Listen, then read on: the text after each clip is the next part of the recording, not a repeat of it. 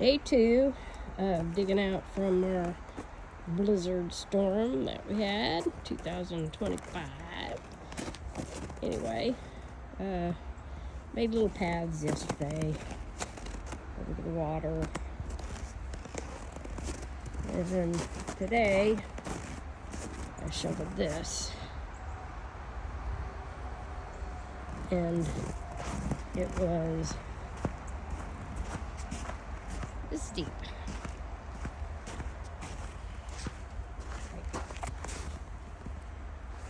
12 inches.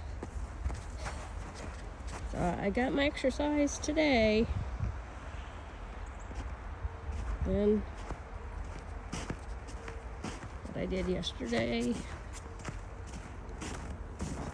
was, like I said, all these little paths so we can get in and out.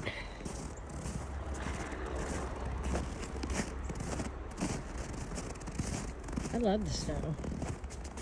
It's just a lot. Usually if you can get out there and do it while it's coming down, but it was too nasty. We had ice and grapel, whatever that is, never heard of that before, and sleet, and then snow. So I did this yesterday, this part of our drive, and I did get out, get groceries.